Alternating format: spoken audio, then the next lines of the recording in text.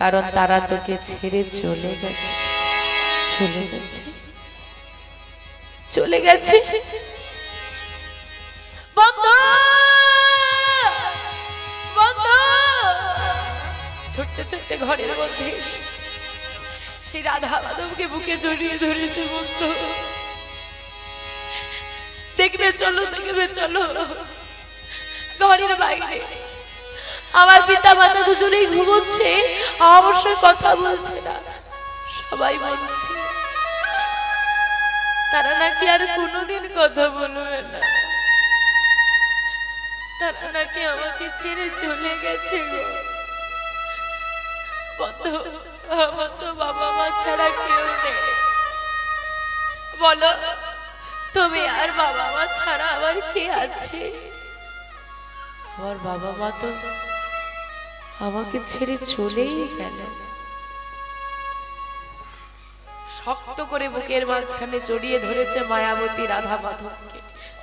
ও বন্ধু, আমার বাবা মা তো আমাকে ছেড়ে চলেই গেল। বলো না, বলো তুমি আমাকে ছেড়ে কোনোদিন চলে যাবে না তো? তুমিও যদি আমাকে ছেড়ে চলে যাও, এই জগতে আমার আর আপন বলতে কেউ থাকবে না। একবার বলো না তুমি আমাকে ছেড়ে যাবে না তো? কি হবে গো, এতটুকু মেয়ে কি করবে একে নিয়ে? সত্যি তো মেয়েটার বাবা মা ছাড়া কেউ নেই। আশেপাশের মায়েরা বলল কি আর করবে, আমাদেরকেই দেখতে হবে। কিন্তু মা গো, মায়ের মতো কি কেউ হয়? মায়ের জায়গাটা কি কেউ নিতে পারে? দুয়ারে গিয়ে বসে আছে ছোট্ট মায়াবতী, খিদে পেয়েছে। পরের বাড়ির দুয়ারে গিয়ে বসেছে, বস খেতে দেবো, বস। তার নিজের সন্তানদেরকে খেতে দিয়েছে, মায়াবতী তাকিয়ে আছে। মা দাও না একটু বড় বড়। বসতে বললাম তো, ধৈর্য ধরছে না নাকি? ঝরঝর করে চোখ দিয়ে জল আসছে। মনে মনে চিন্তা করছে মায়াবতী, আমার মা যখন ছিল আমি খেতাম না বলে কত আমাকে বকা দিত। মা দেখে যাও, মা দেখে। দেখতে দেখতে এইভাবেই অবহেলায় বড় হতে লাগলো মায়াবতী। একটু বড় হয়েছে। এখানে যে সমস্ত ঠাম্মারা বসে আছে, খুব ছোটবেলায় বিয়ে হয়েছে। হ্যাঁ, তখনকার খুব ছোটবেলায় বিয়ে দেওয়া হতো। তাই হয়ে গেল, তাই হয়ে গেল মা, ওই ছোটবেলাতেই বিয়ে দেওয়া হয়ে গেল। মায়াবতী আর যাই হোক একটা আপন মানুষ পেয়েছে। স্বামীর নাম দ্বিজ ঘোষ, ভক্ত মানুষ। বাড়িতে আর্থিক সচ্ছলতা নাই, মানে টাকা পয়সা খুব বেশি নেই, কিন্তু সুখ আছে। মাসে কয়েক লাখ টাকা ইনকাম, তবু সুখ নেই ঘরে।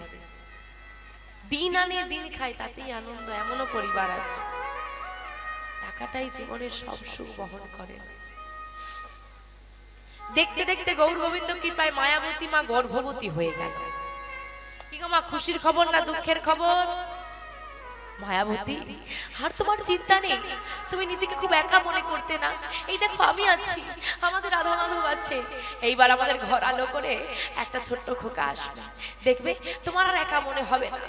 আমাদের সারা বাড়ি জুড়ে, আমাদের এই ছোট্ট পুরে ঘরটা জুড়ে কত চিৎকার, কত কোলাহল, আমাদের পুরো ঘরটা ভরে যাবে।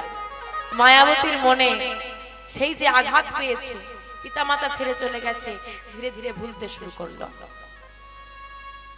আমরা দেখবেন দুঃখ ভুলে যাই আস্তে আস্তে, মনে করি স্মৃতি থেকে মুছে দিই, যা হওয়ার হয়ে গেছে, এবার তো সব ঠিক আছে। মায়াবতীরও মনে একটু আনন্দ হলো, সত্যিই তাই, জীবনে যা হস্ততা হয়েই গেছে, মনে রেখে আর ধরে রেখে কি হবে? এখন আমাকে সুস্থ থাকতে হবে, কারণ আমার গর্ভের সন্তান। আনন্দের দিন বাবা, আর ওই মাধব হঠাৎ করে বলে বসলো, মায়াবতী ভালোবাসো আমাকে? কতটা ভালোবাসো? পরীক্ষা দিতে পারবে? কারণ ভগবান বলেছে, যে করে আমার স্বামী করি তার সর্বনাশ, যদি না ছাড়ি আমার পাশ আমি হই তার দাসে অনুদান। মায়াবতী কতটা ভালোবাসো পরীক্ষা দিতে হবে। শুরু হলো মায়াবতীর পরীক্ষা। এত পরীক্ষা ভক্তের ভগবান নিল, তবুও থামলো না। মা ভগবান করুন কারো জীবনে যেন এত কষ্ট না হয়। যারা ভগবানকে ভালোবাসে তাদের কষ্ট তো হয়, কিন্তু ভগবানের কাছে নিবেদন এত কষ্ট কাউকে দিও না। গর্ভবতী হলো মা, কিছু মাস যাওয়ার পরে স্বামী দ্বিজ ঘোষ মারা গেল। ওমা এবার বলো মেয়েটার কি হবে? বাবা নেই, মা নেই, স্বামীও নেই, আবার গর্ভে সন্তান। কি করব? মাধব, কোন অপরাধের শাস্তি তুমি আমায় দিচ্ছ বলতে পারো? আমি কি ভুল করেছি, কি অন্যায় করেছি আমি বলো? জগতে তাকিয়ে দেখো কতজন মানুষ আছে, কত আত্মীয় পরিজন ভালোবাসার মানুষ, আমার তো কেউ নেই। না দিয়েছো পিতা মাতার ভালোবাসা, না দিয়েছো স্বামী, না আছে ভাই বোন, কার কাছে গিয়ে দাঁড়াবো? তোমার কেমন মহিমা দয়া, তোমার কেমন মহিমা কৃপাময়।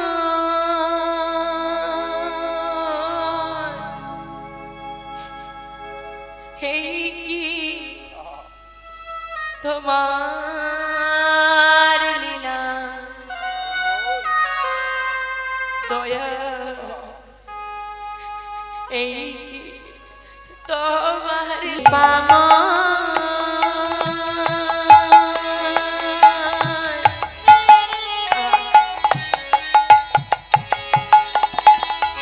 এই কি তোমার লীলা দয়া, এই কি তোমার লীলা।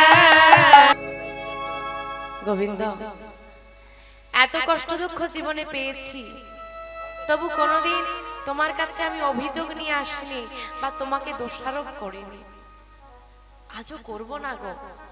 শুধু একটা নিবেদন আছে তোমার কাছে, কষ্ট দাও, দুঃখ দাও, দাও আরো দাও, কিন্তু সে কষ্ট সহ্য করার মতো ক্ষমতাটাও তুমি দিও। ওগো দয়াময়, জীবনে আমাকে যতই দুঃখ দাও না কেন, শুধু এই নিবেদন, কোনোদিন তোমার চরণ ছাড়া করো না। এইবার মায়াবতী চিন্তা করছে কি করে চলবে।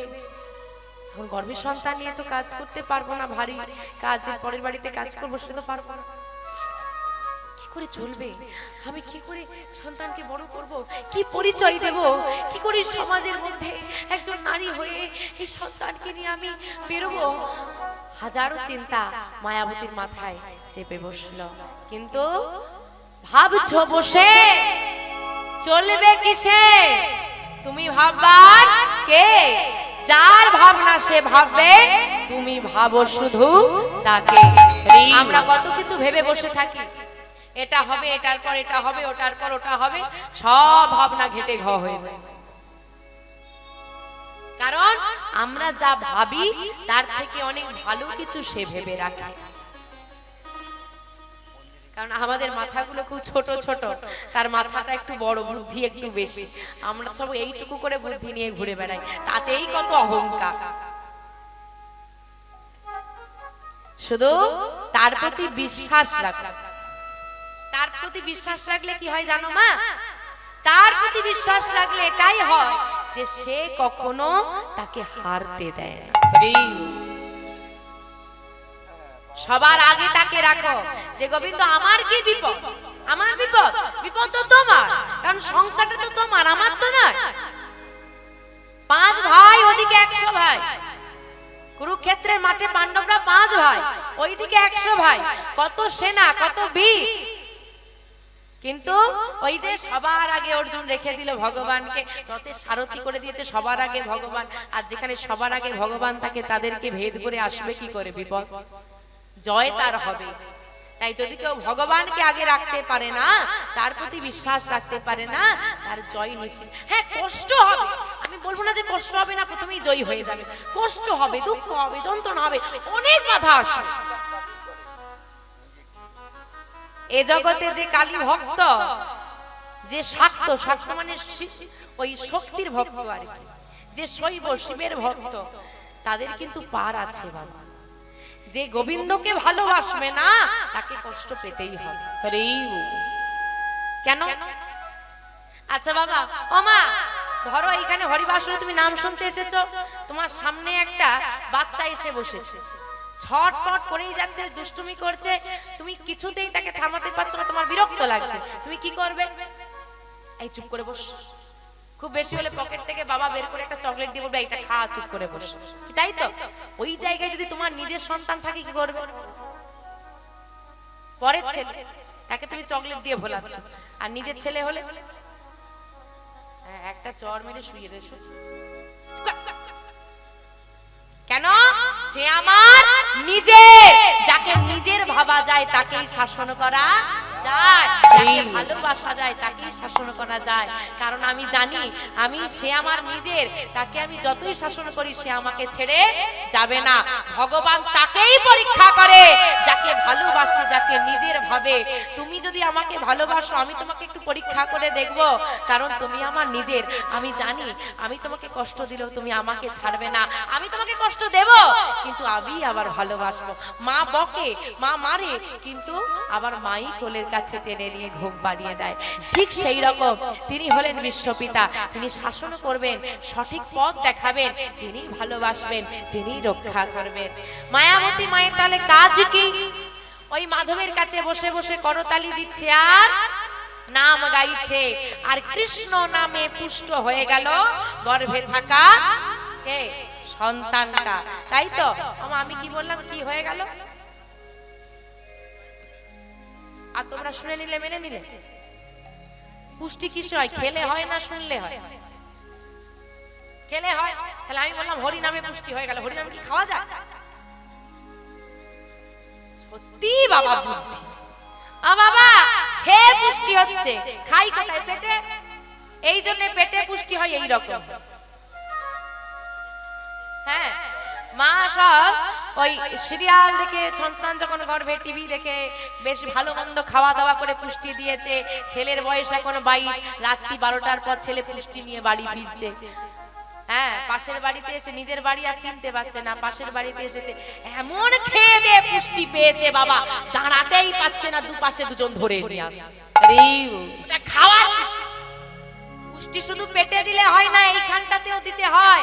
আজকে তুমি রোগা আছো, কালকে খেলে মোটা হতে পারো, কিন্তু এইখানটা যদি তোমার পুষ্টি না পায় না, তুমি ছোটবেলা থেকে গর্ভ থেকে পুষ্টি দিতে না পারো, বড় হয়ে গিয়ে আর কিন্তু তুমি পুষ্টি দিতে পারো। এটা সময় ভিত্তিক, এইখানে পুষ্টি দেওয়াটা হচ্ছে সময় ভিত্তিক। কারণ হৃদয়টা অনেকেরই, হৃদয়টা কতজনের পরিষ্কার বাবা? বাইরেটা তো সবার পরিষ্কার, বাইরে তো সবার পুষ্টি আছে, ভেতরটাই নেই, পেটে আছে হৃদয়ে নেই। কিন্তু মাগো, আজকে যে সন্তান গর্ভে বসে আছে সে হরি নামের পুষ্টি পেয়ে গেল। দেখতে দেখতে দেখতে দেখতে আশেপাশের মানুষের সহযোগিতায় মাতৃগর্ভে বেড়ে উঠছে বিহারী। দেখতে দেখতে আজকে 10 মাস 10 দিন পূরণ হয়েছে। আজ এই না পূরণ হয়েছে, কি হলো গো? আজ শুভ দিনে, শুভক্ষণে আমার এত বড় ভক্তের আবির্ভাব হচ্ছে, একটু অনুধ্বনি হবে না? হ্যাঁ, আজ শুভ দিনে শুভক্ষণে জনম লভিল। এই সন্তান জন্ম নিয়েছে, খুশির খবর। আর একটা খুশির খবর দেব, ছেলে হয়েছে। কি খুশির খবর না? এবার কি দেবে? রসগোল্লা দেবে না রাজভোগ দেবে? কারণ ছেলে হলে একটু বেশি আনন্দ হয়। কি গো মা, ছেলে চাই না মেয়ে চাই গো? ছেলে চাই। বাপ রে, কি ডিমান্ড এখনো, ছেলেই চাই। আর মেয়ে চাই, বাহ, বাবারা বলেছে ছেলে হলে দুটো মিষ্টি আর মেয়ে হলে একটা। বাবা সঞ্চয় করছে, দিতে হবে না এক সময়, এখন থেকে মিষ্টির ভাগ কমিয়ে সঞ্চয় করেছে। ছেলে দরকার না, আচ্ছা অনুমতি নি, তারপর বলবো ছেলেই কেন দরকার। বর্তমান সমাজে যদি আমি দেখতে চাই, একটা ছেলের থেকে একটা মেয়ে কিন্তু অনেক এগিয়ে, অনেক এগিয়ে না, তবুও ছেলের ডিমান্ড বেশি। কেন বলুন তো? মানে বুদ্ধ বয়সে দুবেলা দুমুঠো খেতে দেবে, তাই তো? এই কারণেই তো ভুল ধারণা। কি বলবো ছেলে কেন দরকার না, বলবো না, থাকবে বলবো, দেরি হয়ে যাবে যে ওদিকে। হ্যাঁ, তারপরে মাঠ ফাঁকা, আমি একা থাকবো, আমার কাকুরা থাকবে, বাকি সব ঘরে গিয়ে ঘুমিয়ে পড়বে। বলবো, মন দিয়ে শুনতেই হবে, একটু একটু খটমট আছে। যে যতই পুণ্য সঞ্চয় করুক না কেন সারা জীবনে, আমি অনেক দান ধ্যান করেছি, আমি অনেক দান ধ্যান করেছি, আমি অনেক পুণ্য সঞ্চয় করেছি, কিন্তু তবু আমাকে নরকগামী হতে হবে যদি আমার সন্তান ছেলে না হয়। কোন নরক? পুত নামক নরক।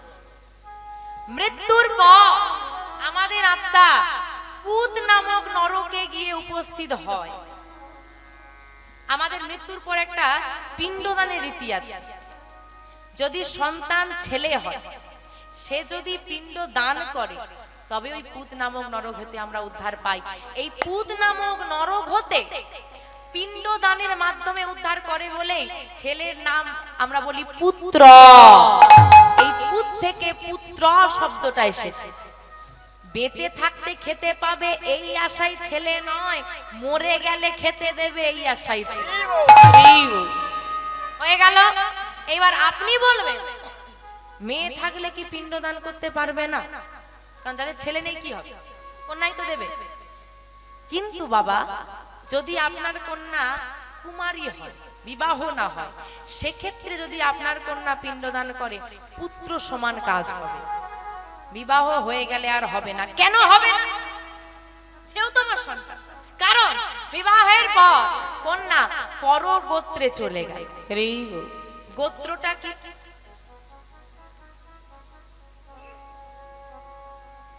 পরগোত্রে তো চলে তো গেল, গোত্রটা কি? আচ্ছা, গোত্রের নাম একটা বল। শাণ্ডিল্য, শাণ্ডিল্য বললে, আচ্ছা কাশ্যপ, তাই তো? কাশ্যপ গোত্র বললে, আর শাণ্ডিল্য বললে। যার যা গোত্র আছে আমি তো জানি না, মনে মনে ধরে নাও যার যা আছে। এবার বলে দিচ্ছি শোনো গোত্র কি। যদি শাণ্ডিল্য ধরে রাখি, বা একজন কাশ্যপ বলেছেন তাই যদি ধরি, এনারা হলেন এক একজন মুনি। যদি কারো গোত্র শাণ্ডিল্য হয়, তিনি শাণ্ডিল্য মুনির বংশধর। যদি কারো গোত্র কশ্যপ হয়, তিনি কশ্যপ মুনির বংশধর। মনে রাখবেন, কশ্যপ মুনিকেই কন্যামুনি বলা হয়। এইবার যদি কন্যার বিবাহ হয়, ধরুন কশ্যপ গোত্রের তিনি ছিলেন, সেই মুনি হয়ে গেছিলেন বংশধর, তার বিবাহ হয়ে গেছে, শাণ্ডিল্য গোত্রে চলে এসেছে। তার মানে কি হলো? অন্য বংশধর হয়ে গেল। তাহলে তুমি ওই বংশের হয়ে আমার বংশে পিণ্ড দান করলে কি আমার ফল হবে? এই কারণেই মানুষ পুত্র চায়। আর যদি ভাবা যে বেঁচে থাকতে দুবেলা দুমুঠো খেতে দেবে, ভুলেও ভেবে এখন মেয়ে থাকলে তবু শ্বশুর বাড়িতে নিয়ে গিয়ে বাম্মাকে রেখে দেখবে, আর ছেলে যদি সুন্দরী বউ আনে, সর্বনাশ হয়ে যাবে। ছেলে চাই, ছেলে চাই, ছেলে চাই। এখন সব থেকে হাসি লাগে কি জানেন বাবা? এখানে তো দাদুদের বিয়ে হয়েছে। ও দাদু, তোমার বিয়ের গল্পটা একটু বলি শোনো। দাদু মেয়ে দেখতে গেছে, এই বিয়ে ঠিক হয়ে গেছে, দাদুর বাবা বলছে সাইকেল লাগবে, পাঞ্জাবি সোনার বোতাম করে দিতে, ঘড়ি কিন্তু দিতেই হবে। ওরে বাবা কি ডিমান্ড! এখন আবার সেই ছেলের মায়েরাই কি বলছে জানো? ও দিদি, মেয়ে আছে, বিয়ে দেবে। আরে এখন গয়নাগাটি করা হয়নি, আমার কিছু নেই, কি দেবো? কিছু লাগবে না, শুধু মেয়েটাকে দাও। আরে বয়স হয়নি, আরে দরকার নেই লোকজন ডাকা, চুপি চুপি পাঠিয়ে। তবুও বাবা মেয়ে পায় না। আরে বেটা থাকলে তার জন্য একটা বেটিও লাগবে না? বেটা চাইতে চাইতে এমন হয়ে গেছে আর বেটি পাওয়া যায় না, বোঝো ঠেলায়। যেখানেই যাই বলে, মা গো তোমরা তো অনেক জায়গায় ঘোরো, একটু শোনো,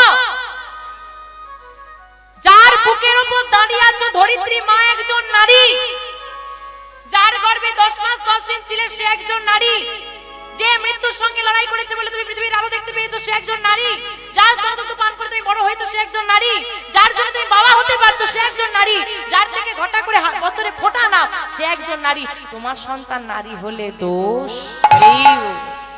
মনে রাখবে, যে ঘরে নারীর অবমাননা হয়, যে ঘরে লক্ষ্মী অবহেলিত হয়, সেখানে মা লক্ষ্মী বসবাস করে না। দুর্গা পুজোয় চাঁদা দিয়েছি 10,000 টাকা, আর ঘরে আমার গর্ভধারিণী জীবন্ত দুর্গা দুবেলা দুমুঠো রুটির জন্য ভাতের জন্য কাঁদছে। ওই দুর্গা পূজা করে তোমার কিছু হবে? মায়াবতী ছেলে হয়েছে। এই মায়াবতী, তোর আর কোনো চিন্তা নেই। কেন? তোর ছেলে হয়েছে না, তোর সব দুঃখ এবার চলে যাবে। আমা, সন্তান জন্ম দিতে গিয়ে সব থেকে বেশি কষ্ট কে সহ্য করে? মা। সব থেকে বেশি আনন্দ কে পায়? সব থেকে বেশি আনন্দ কে পায় গো? মায়ের কষ্ট হয় আর আনন্দ কে পায়? বাবা। তাহলে এতক্ষণ কি বললো? একটার বেশি দুটো মেয়ে হয়ে গেলে বাবার মুখটাই বাংলার 5 হয়ে যায়। মা সব থেকে বেশি কষ্টও পায় মা, সব থেকে বেশি আনন্দও পায় মা। সে যদি শুধুই কষ্ট পেত তাহলে সন্তান জন্ম দিত না, আনন্দ যদি না থাকতো। যতই কষ্ট হোক বক্ষে জড়িয়ে ধরলেই আনন্দ। কিন্তু আজকে মায়াবতী মায়ের মনে কোনো আনন্দ নেই, তার মনে ভয় আর চিন্তা, মানুষ করব কি করে। ওই রাধা মাধবের কাছে নিয়ে গিয়ে একটু লক্ষ্য করবেন বাবা, শব্দগুলো কথাগুলো আর একটু মনে রাখার চেষ্টা করবেন। কারণ কি কথা থেকে আমরা অনেক কথা বলে দিই কিন্তু ভাবি না যে কি ফল হতে পারে। আজকে লক্ষ্য করুন মায়াবতীর কয়েকটা কথার ফল কি দাঁড়িয়ে গেল তার জীবনে। ওই সন্তানটা নিয়ে গিয়ে রাধা মাধবের চরণে শয়নে দিয়ে বলছে, হে রাধা মাধব, তোমার বস্তু তোমাকে ফিরিয়ে দিলাম, তোমার ছেলে তোমাকে, তুমি আমাকে দিয়ে দিলে, আমি তোমাকে আর ফেরত দেব? তোমাকে দিয়ে দিলাম, এ জগতে আমার বলে তো কিছু নেই, কিন্তু তবুও তো আমি মা, গর্ভে ধরেছি, তোমার কাছে এই নিবেদন। এই সন্তান আমি নাম রাখলাম বিহারী, একে তুমি আমার থেকে দূরে করে দিলেও, একে তুমি আমার থেকে দূরে করে দিলেও কোনোদিন যেন তোমার থেকে দূরে করে দিও না, তুমি ওর সঙ্গে থেকো। নিতাই গৌর হরি হরি হরি হরি। কিন্তু কি করে চলবে? চলো দেখতে দেখতে মা একটু সুস্থ হয়েছে, কিছুদিন কেটেছে, ওই ছেলেটাকে কোলে নিয়ে বাড়ি বাড়ি ঘুরছে। একটা কাজ দেবে দিদি? যা দাও দেবে, ছেলেটাকে তো মানুষ করতে হবে, দাও না একটা কাজ। কয়েকটা বাড়ি ঘুরে ঘুরে কারো বাসনটা মেজে দেয়, কারো রান্না করে দেয়, কারো ঘরটা মুছে দেয়, তাই দিয়ে বিহারি চলে, মায়ের সংসার চলে। ছোট্ট বিহারিকে শয়নে দিয়ে মা কাজ করে আর বিহারি শয়নে থাকে। হঠাৎ করে ক্ষুধার জ্বালায় ছেলেটা কেঁদে উঠলে মা করে নিয়ে স্তনদুগ্ধ পান করায়, আবার শুয়ে দিয়ে আবার সে কাজ করে, কিন্তু নাম ভোলে না। আর মা নাম গায়, ছেলেটা কি করে? মা গাইছে, ছেলেটা আজকে আপনারা শুনছেন। বিহারীও নববিধা ভক্তির প্রথম অঙ্গ শ্রবণ, যেখান দিয়ে যাও ঘুরে ফিরে শাস্ত্রে এসে হিসাবটা মেলাতে। নববিধা ভক্তিতে বলছেন শ্রবণং কীর্তনং বিষ্ণু শরণং পদসেবং অর্চনং বন্দনং দাস্য সক্ষ আত্মনিবেদন। ভক্তি 9টা, তার মধ্যে প্রথম হলো শ্রবণ। শ্রবণের মধ্যে দিয়ে যত তাড়াতাড়ি ভক্ত হওয়া যায় না, ভক্তি আসে না, অন্য কোনো পথে আসে না। প্রমাণ দেব? প্রমাণ দেব? আমি কি অন্য কিছু করেছি? শুধু বলছি, শুধু বলছি তো, আর কিছু করেছি? মায়েদের সবার চোখে জল দেখেছি। এটা তো ঠিক আছে, শুনলে চোখে জল এসে যায় গোবিন্দের প্রতি। এর থেকে আর অন্য কোনো পথে তাড়াতাড়ি আসতে পারে? আপনি পূজা করুন দেখি গোবিন্দকে, বাড়ি থেকে চন্দন তুলসী দিন তো পাই, আপনার চোখে জল আসে?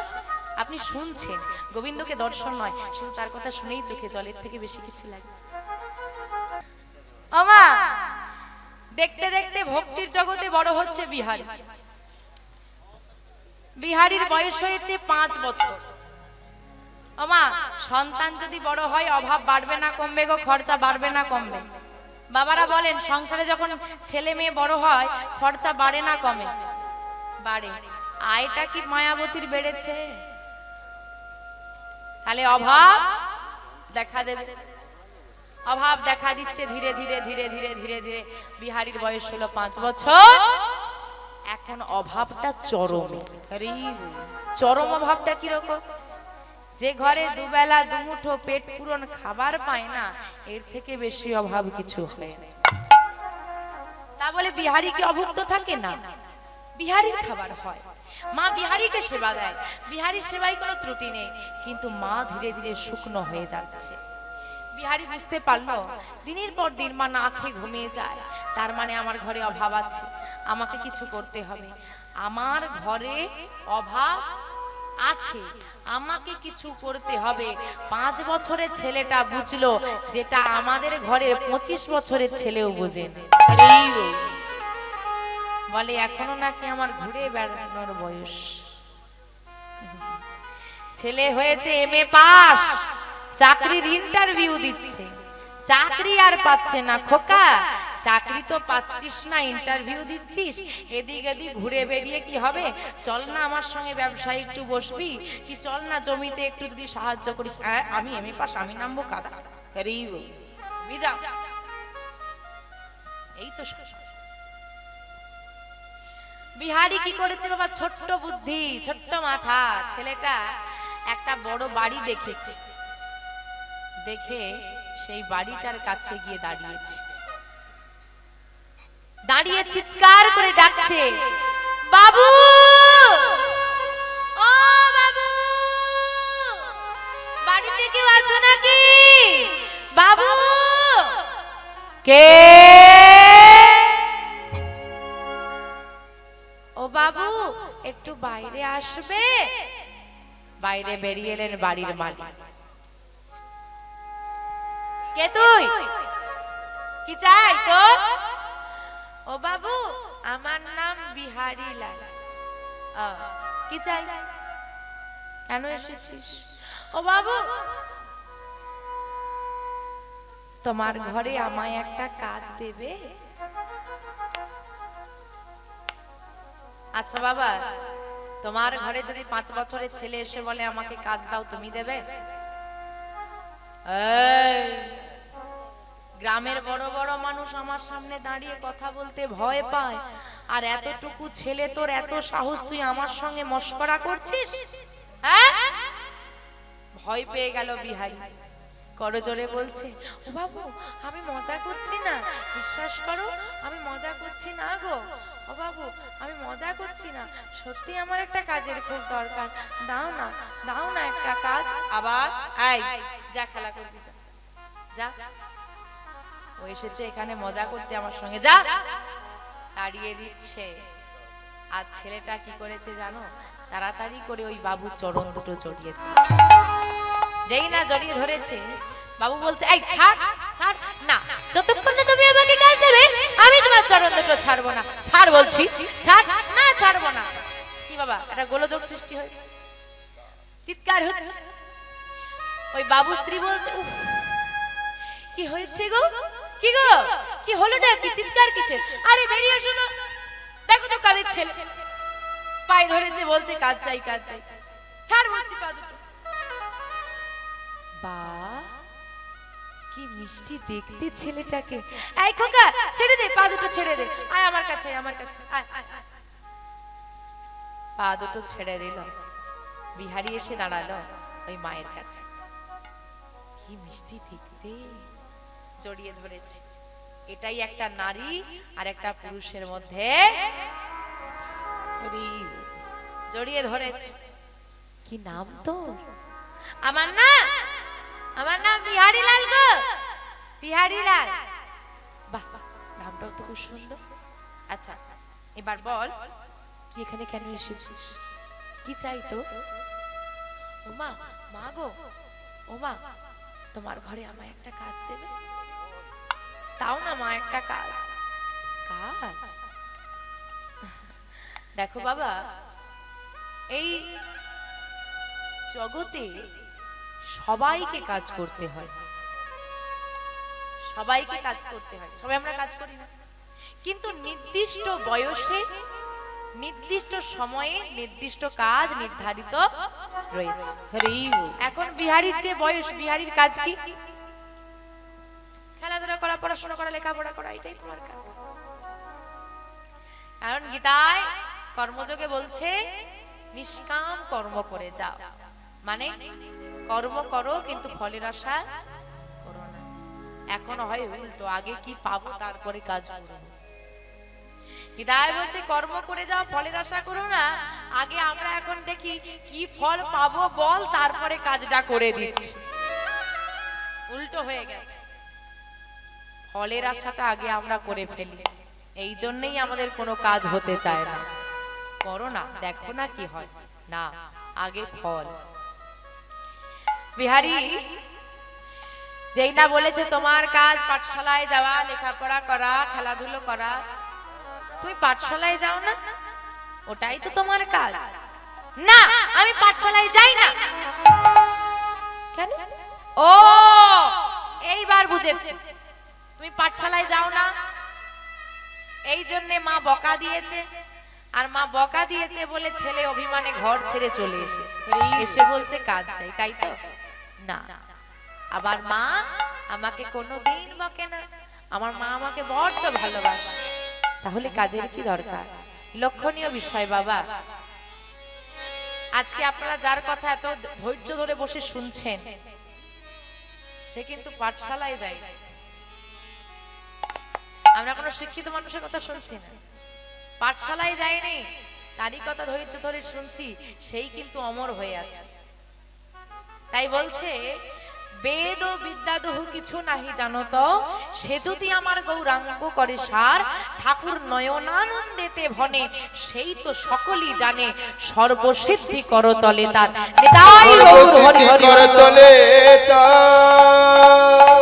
বেদ ও বিদ্যাদহ কিছু নাহি জানো তো, বেদ বিদ্যা কিছু নেই, কিছু নেই, কিছু জানে না। সে যদি গৌরাঙ্গ করে সার, সে যদি গৌরাঙ্গ চরণ সার করে, এই যে বাবা আমরা এসেছি বা অন্যান্যরাও আসে, হ্যাঁ, তা আপনারা কি খোঁজ খবর নেন যে স্টাফের কে কজন কত দূর শিক্ষিত? খোঁজ নেন?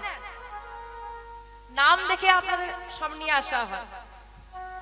তা বলছে বেদ ও বিদ্যা দেহ কিছু নাই জানো তো, বেদ বিদ্যা কিছুই জানে না, কিন্তু গৌরাঙ্গকে যদি কেউ সার করে, ঠাকুর নয়নানন্দেতে ভনে। ঠাকুর নয়নানন্দ বলছেন এই কথাটা, আমার কথা না, ঠাকুর নয়নানন্দ ভনিতা করে বলছেন সেই সব জানে, যে গৌরচরণ সার করেছে সে সব জানে, সব সিদ্ধি করতলে তার। কিন্তু যদি তুমি অনেক শিক্ষিত হয়েও আমার গৌরাঙ্গকে চিনতে না পারো, অনেক শিক্ষিত হয়েও তোমার মধ্যে ভক্তি না থাকে, জেনে রাখো তোমার জীবনটা বৃথা। কারণ বাবা এখন বহু মানুষ বহু শিক্ষিত হয়ে গেছে, কিন্তু এখনো বহু শিক্ষিত মানুষ বলে আমরা কোন ধর্মের মানুষ গো? এইটা না, এই যে শব্দটা তুমি আমায় বললে সনাতন, চিরন্তন সত্য, সনাতন, এই শব্দটা না বহু শিক্ষিত মানুষ এখনো জানে। অথচ অনেক ডিগ্রি আছে, অনেক সার্টিফিকেট আছে। বর্তমানে আমরা সার্টিফিকেট বাড়িতে জমা করি কেন বলো তো? মোটা টাকার চাকরি পাবো বলে, মানুষ হওয়ার জন্য নয়। কারণ আমি যদি আমার মধ্যে যদি আমি শিক্ষিত হয়ে মানবিকতা থাকতো, আমি বিদেশে চাকরি করে, আমি শহরে চাকরি করে, গ্রামের বাড়িতে বাবা মাকে ফেলে দিয়ে বেঁচে আছে না মরে গেছে সেটা জানতে পারতাম। ছেলে বিদেশে আছে গো, বড় শিক্ষিত করে পাঠিয়েছে, এদিকে মা মারা গেছে, ছেলে বলছে যাকে হোক দিয়ে কাজটা করিয়ে নাও, আমি যেতে পারবো না। শেষ মুহূর্তে, শেষ সময়ে মায়ের মুখটা পর্যন্ত ছেলে দেখা হলো।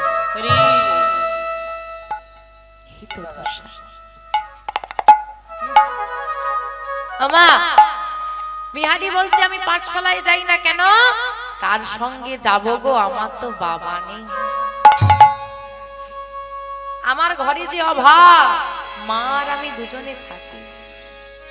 জানো, খেলা আমি করি বটে, কিন্তু আমার মনে একটা দুঃখ আছে।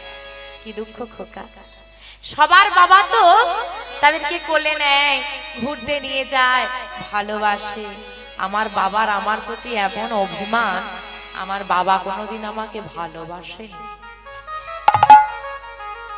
স্তম্ভিত হয়ে মা শুনছে ছেলেটার কথা। সত্যি ছেলেটা এমন? এই তোর বাবা নেই বললি, তো সংসার কি করে চলে? কেন আমার মা পরের বাড়ি কাজ করে? হয় তাতে কি রে? হয়। জানো মা, সত্যি কথা বলছি, আমার পেট ভরে, আমি ভালো আছি, আমার কোনো অভাব নেই, কিন্তু আমার মায়ের অভাবটা বড্ড। তার যে দুবেলা পেট পূরণ খাবারই হয় না, এত কষ্ট।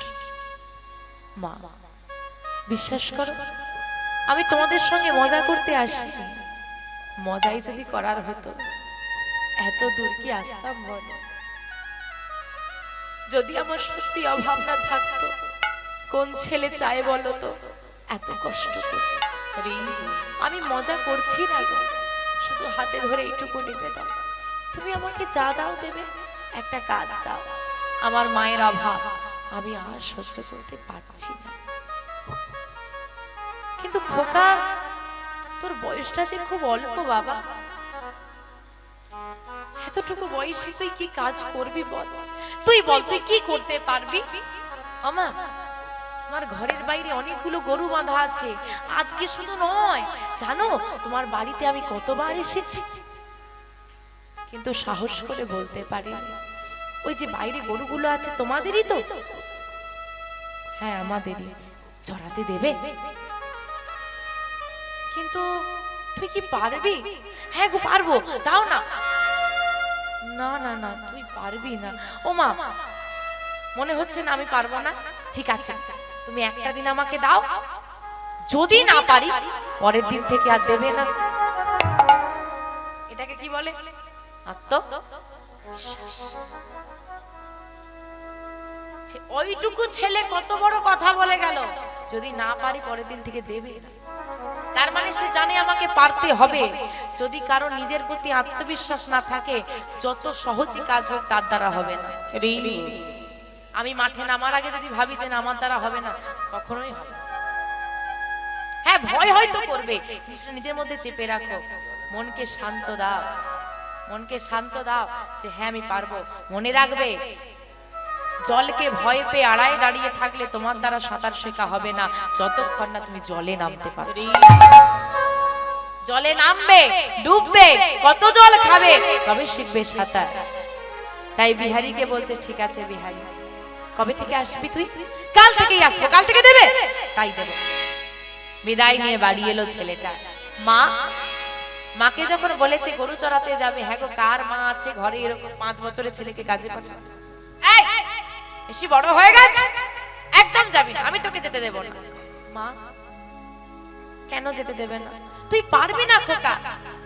কিন্তু আমি যে কথা দিয়ে এসেছি মা, কাউকে কথা দিলে কথা রাখতে হয়, তুমিই তো শিখিয়েছো।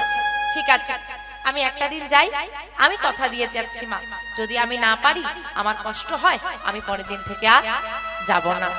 বেশ, তাই হবে। পরের দিন সকালবেলায় উঠে মায়ের চরণে প্রণাম করেছি। মায়ের চরণে প্রণাম করে মা বলছে, শোন খোকা, প্রথমবার তুই আমার থেকে দূরে যাচ্ছিস, তাও কাজে, সারাদিন পর হয়তো তোর সঙ্গে দেখা হবে, শুধু এইটুকু তোর কাছে নিবেদন, সর্বদা না যেন মুখে গোবিন্দের নাম থাকে। ওই গোবিন্দই হলো একমাত্র সেই বন্ধু যে বিনা স্বার্থে সাহায্য করে, তাই তাকে যেন ভুলে যাস না। ঠিক আছে মা। মায়ের থেকে বিদায় নিয়ে মায়ের চরণে প্রণাম করে বাবুদের বাড়ি থেকে গাভী নিয়ে আজকে মাঠে এসেছে। মাঠে গরু চড়াচ্ছে, আর বদনে মা বলে দিয়েছে নাম গাইতে, নাম গাইছে। আধার যাবি একা আমি, খুঁজি গো তোমার হাত ধরে পার করে নিও গো। সারা দিন কেটে গেল, ক্লান্ত বিহারী ফিরে গেল ঘরে। যার ঘরের গাভী তাকে ফেরত দিয়েছে। মা, এই দেখো তোমার গাভী গাভী নিয়ে চলে এসি, এই নাও এখানে বেঁধে দিই। হ্যাঁ বেঁধে দে বাবা, যা, সারাদিন বেরিয়ে এসেছিস, তোর মাও হয়তো তোকে নিয়ে চিন্তা করছে, যা ঘরে ফিরে যা। চুপ করে দাঁড়িয়ে আছে ছেলেটা। কি রে যা,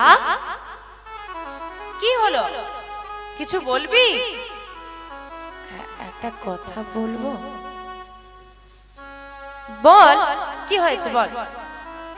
আমি কি কাজে কোনো ভুল করেছি? ভুল কই না তো, আমি কি ঠিক সময় ফিরেছি? হ্যাঁ ফিরলি তো। আমি কি তাহলে রোজ কাজে আসতে পারি? কাজটা কি আমায় বলেছিল না, না পারলে পরের দিন থেকে দেবে, দিন আ মা হেসে বলছে, ও এই ব্যাপার, ঠিক আছে আজ থেকে তুই রোজ কাজে আসিস। কি আনন্দ, মা আসি আসি, ও মা, মা মা, ও মা, তোমার কোনো চিন্তা নেই, আমি কাজ পেয়ে গেছি, তোমাকে আর কাজে যেতে হবে না, তোমার সব অভাব চলে যাবে। মা সারাদিন পর ছেলেকে কাছে পেয়ে জড়িয়ে ধরে হাসছে আর বলছে, তোর মতো ছেলে অনেক সৌভাগ্য করলে পাওয়া যায়। দেখো তুই আমার ঘরের অভাব মেটাতে পারবি কিনা আমি জানি না খোকা, তবে তুই যে বলেছিস যে মা আমি তোমার সব অভাব মিটিয়ে দেব, এতেই আমার হৃদয়ে জড়িয়ে গেছে। ও মা, আমি কিন্তু কথা বলে এসেছি, আমি রোজ কাজে যাব। না খোকা, তুমি আর না বলবে না মা, আমি তো কোনো ভুল করিনি, আমার কোনো অসুবিধে হয়নি। মা চিন্তা করলো, আমি সারাদিন বেরিয়ে যাই, গ্রামের ছেলেদের সঙ্গে খেলা করে, কেউ হয়তো কোনো দুষ্টুমি করবে, ক্ষতি করবে, পরে আমার ছেলে তো কেউ নেই, তারই ঘাড়ে দোষ দেবে, কি এরমই হয় না? তার যদি এটা কাজের মধ্যে থাকে ভালোই থাকবে হয়তো। আচ্ছা ঠিক আছে, তাই যাস খোকা। শুরু হলো বিহারীর কর্মজীবন। প্রতিদিন গরু চড়াতে যায়, ঠিক সময় ফিরে আসে। প্রতিদিনের মতো বেশ কিছুদিন কেটে গেল, আজও গরু চড়াতে গিয়েছে, ঠিক সময় মতো তিনি গরুও চড়াচ্ছেন। এবং আজকের দিনটা একটু অন্যরকম, কিরকম, মাথার উপর প্রচন্ড রোদ উঠেছে।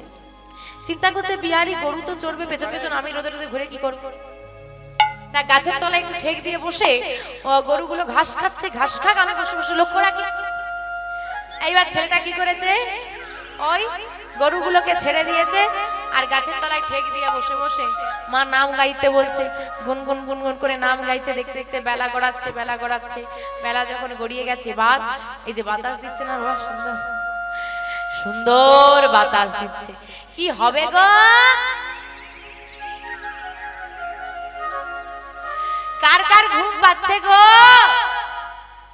ঘুম পাচ্ছে না, ঘুম পাচ্ছে না? বাবা বড় বড় হাই তুলছে, বলে না না ঘুম পাচ্ছে। তো কমিটি দাদার কাছে আমার একটা অনুরোধ আছে, রাখবেন কিনা আমি জানি না, আমাকে আনে বা নাই আনে একটা অনুরোধ করে যাই, প্যান্ডেল করো বাবা, এত খুঁটি দিও না। খুঁটি যে প্যান্ডেলে বেশি সমস্যা, সেখানে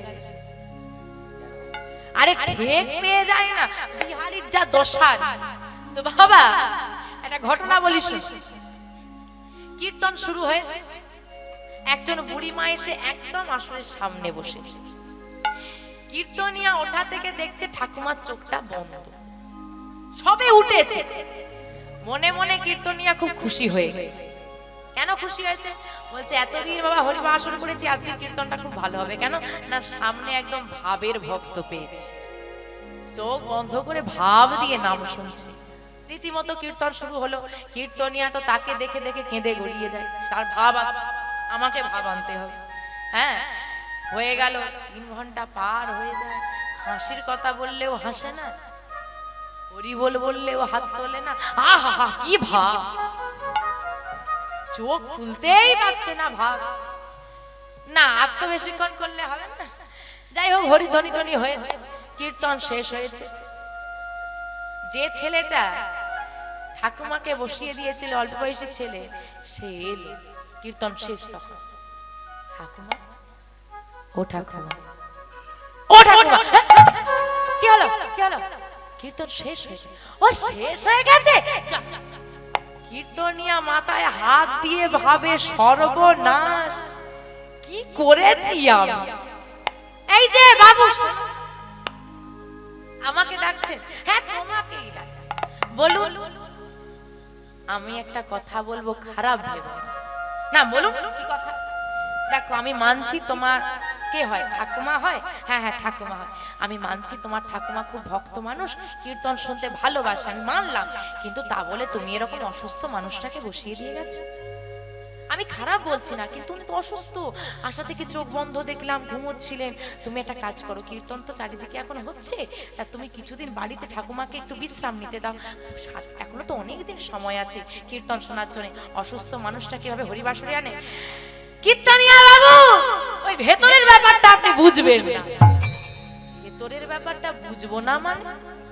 বলে আসলে মাসখানেক হলো ঠাকুমা অসুস্থ, ঠিকই বলেছে, কিছুতেই রাতে ঘুমোতে পারে না। ডাক্তার ঘুমের ওষুধের পাওয়ার বাড়িয়ে বাড়িয়ে ফেল করে গেছে, ঘুম আর আনতে পারছে না। আমি চিন্তা করলাম ডাক্তার যখন ফেল করে গেল, ঘুম আনতে পারলো না, আমাকে যখন ছোটবেলায় ঠাকুমা হাতে ধরে কীর্তন শুনতে নিয়ে আসতো, দেখেছি বসেই ঘুমোতো। তা চিন্তা করলাম ঘুম তো হচ্ছে না, শরীর আরো অসুস্থ হচ্ছে, এখন আমাদের আশেপাশে সপ্তাহখানেক হলো যেখানেই হরিবাসর হয় আমি গিয়ে ঠাকুমাকে বসিয়ে দিয়ে সামনে চল, জাতির ঘন্টা করে ঘুম হয়ে যায়, আমার ঠাকুমা সুস্থ হয়ে যায়। নিতাই গৌর হরি বল। তাহলে কি প্রমাণ পেলেন মা? ঘরে নরম বিছানা, গরম ঘর, হ্যাঁ নিস্তব্ধতা, ঘুমের ওষুধ তাও ঘুম আসে না, শক্ত মাটির ওপর বসেছেন, হ্যাঁ কত ঠেলা ঠেলি, কত মানুষের সমাগম, লাউড স্পিকারে মাইক চলছে, তাও ঘুম এসে যাচ্ছে, ভাবা লাগে কত শান্তির জায়গা। কারণ গোবিন্দ যেখানে বিরাজ করে সেখানে শান্তি বিরাজ করে। এইবার যারা ঘুমোচ্ছে, যাই হোক দূরে বসেছে সব, এমনিতেই চোখের একটু সমস্যা এসে গেছে, দেখতে পাচ্ছি না, সামনের মানুষগুলোকে দেখতে পাচ্ছি। এইবার যখনই ঘন ঘন হরিধ্বনি দিচ্ছি, যার ঘুম ভাঙছে মনে মনে আমাকে গালাগালি দিচ্ছে, ঘুমোচ্ছিলাম শুধু হরি বল হরি বল, শুধু ঘুম ভাঙে। এইবার বিহারীকে তো আর হরিধ্বনি দেওয়ার কেউ নেই যে ঘুমটা ভাঙবে, ও একেবারে যখন কে ঘুম ভেঙেছে না, একেবারে দুপুর গড়িয়ে বিকেল।